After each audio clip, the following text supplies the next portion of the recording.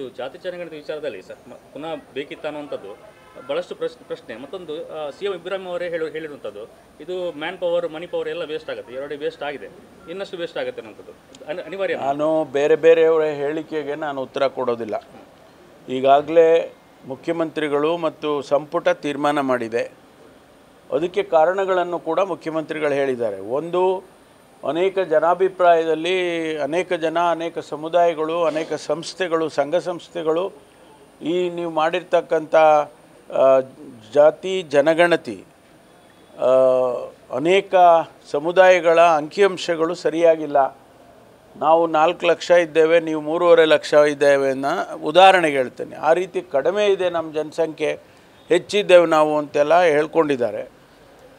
ಆಮೇಲೆ ಎರಡನೇ ಕಾರಣ ಏನು ಅಂತ ಹೇಳಿದರೆ, ಇದು 10 ವರ್ಷ ಹಳೆಯ ಡೇಟಾ ಇದೆ. 10 ವರ್ಷದ ಹಿಂದೆ We at East Point Group of Institutions offer a wide range of courses that provide limitless opportunities, building skills over 2 decades. ನಾವು ಎನ್ಯುಮರೇಷನ್ ಮಾಡಿದ್ದದ್ದು. ಹಾಗಾಗಿ ಈಗ ಸುಮಾರು 1.5 ಕೋಟಿ ಜನಸಂಖ್ಯೆ ಆ್ಯಡ್ ಆಗಿದೆ. ಅದನ್ನು ಕೂಡ ನೀವು ಗಣನೆಗೆ ತಗೊಂಡು ನೀವು ತೀರ್ಮಾನ ಮಾಡಿ ಹಾಗೆ ಅಂತೇಳಿ ಅನೇಕ ಜನ ಸಲಹೆಗಳನ್ನು ಕೊಟ್ಟಿದ್ದರು. ಅದನ್ನು ಪರಿಗಣಿಸಿ ಇವತ್ತು ಸರ್ಕಾರ ತೀರ್ಮಾನ ಮಾಡಿದೆ. ಅದು ಕೂಡ ಇದೆ. ಹೈಕಮಾಂಡ್ನವರು ಅದೇ ನಮ್ಮ ಜನರ ಭಾವನೆಗಳನ್ನು ಅರ್ಥ ಮಾಡಿಕೊಂಡೇ ಹೈಕಮಾಂಡ್ ಹೇಳಿರೋದು. ಅಲ್ಲ, ಆದರೆ ಅದನ್ನು ಅತ್ಯಂತ ವೈಜ್ಞಾನಿಕವಾಗಿ ಮಾಡಿದ್ದೀವಿ ಅಂತ ಕಾಂತರಾಜ್ ಅವರು ಹೇಳಿದ್ದಾರೆ, ಆಮೇಲೆ ಹೆಗ್ಡೆ ಅವರು ಹೇಳಿದ್ದಾರೆ.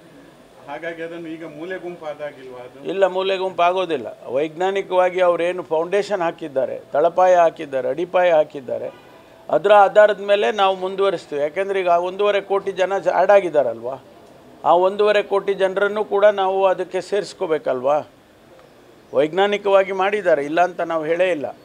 ವೈಜ್ಞಾನಿಕವಾಗಿ ಮಾಡಿದ್ದು ಈ 1.5 ಕೋಟಿ ಜನ ಆ್ಯಡ್ ಆಗಿರೋದನ್ನು ಕೂಡ ಸೇರಿಸಬೇಕು ಅಂತ ಅಷ್ಟೇ. ಅಂದರೆ ಈಗ ಬರೇ ಗಣತಿ ಮಾತ್ರ ನಡೀತದೆ, ಹಿಂದಿನ ಇಲ್ಲ, ಗಣತಿ ಮಾತ್ರ. ನೋಡಿ, ನಾವು ಮಾಡಿರ್ತಕ್ಕಂಥದ್ದು ಅವರ ಸ್ಥಿತಿಗತಿಗಳನ್ನು, ಜನಸಮುದಾಯದ ಸ್ಥಿತಿಗಳನ್ನು ಶೈಕ್ಷಣಿಕವಾಗಿ ಮತ್ತು ಸಾಮಾಜಿಕವಾಗಿ ಅಸೆಸ್ ಮಾಡಿದ್ದೇವೆ. ಆ ವರದಿಯಲ್ಲಿ ಒಂದು ಏನು ಹೇಳಿದ್ದಾರೆ ಅಂತೇಳಿದರೆ, ಶೈಕ್ಷಣಿಕವಾಗಿ ಮತ್ತು ಸಾಮಾಜಿಕವಾಗಿ ಹಿಂದುಳಿದಿರ್ತಕ್ಕಂಥ ಅಥವಾ ನ್ಯಾಯಸಮ್ಮತವಾಗಿ ಇಲ್ಲದೆ ಇರತಕ್ಕಂಥ ವಿಚಾರಗಳನ್ನು ಅದರಲ್ಲಿ ಪ್ರಸ್ತಾಪ ಮಾಡಿದ್ದಾರೆ. ಕೆಲವರು ಹೇಳ್ತಾರೆ ಗೌರ್ಮೆಂಟ್ ಆಫ್ ಇಂಡಿಯಾದವರು ಈಗ ಸೆನ್ಸಸನ್ನು ಪ್ರಾರಂಭ ಮಾಡ್ತಾರೆ, ಆದ್ದರಿಂದ ನೀವು ಯಾಕೆ ಮತ್ತೆ ಮಾಡ್ತೀರಿ ಎನ್ನುವ ಪ್ರಶ್ನೆ ಕೂಡ ಉದ್ಭವ ಆಗಿದೆ. ಅದರಲ್ಲಿ ನಾವು ಹೇಳ್ತಕ್ಕಂಥದ್ದು, ಕೇಂದ್ರ ಸರ್ಕಾರ ಸಾಮಾಜಿಕವಾಗಿ ಮತ್ತು ಶೈಕ್ಷಣಿಕವಾಗಿ ಅಥವಾ ಆರ್ಥಿಕವಾಗಿ ಮಾಡ್ತಾ ಇಲ್ಲ.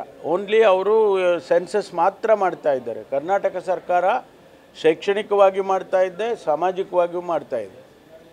ಇದಕ್ಕೆ ಹೈಲೈಟ್ ಆಗುತ್ತೆ ಮೊದಲಿನ ಹಾಗೆ. ಹೌದಲ್ಲ, ಜಾತಿ ಗಣತಿ ಅಥವಾ ಇದಕ್ಕಿಂತ ಅದರ ಜೊತೆಗೆ ಟರ್ಮ್ಸ್ ಆಫ್ ರೆಫರೆನ್ಸ್ ಅನ್ನು ಸರ್ಕಾರ ಕೊಟ್ಟಿರ್ತಕ್ಕಂಥದ್ದು ಸಾಮಾಜಿಕವಾಗಿ ಶೈಕ್ಷಣಿಕವಾಗಿ ಅವರ ಸ್ಥಿತಿಗತಿಗಳನ್ನು ಅಧ್ಯಯನ ಮಾಡಬೇಕು ಅಂತ ಒಂದು, ಅದರ ಜೊತೆಯಾಗಿ ಅಂಕಿಅಂಶಗಳನ್ನು ಕೂಡ ತರಬೇಕು ಅಂತಕ್ಕಂಥದ್ದು ಒಂದು.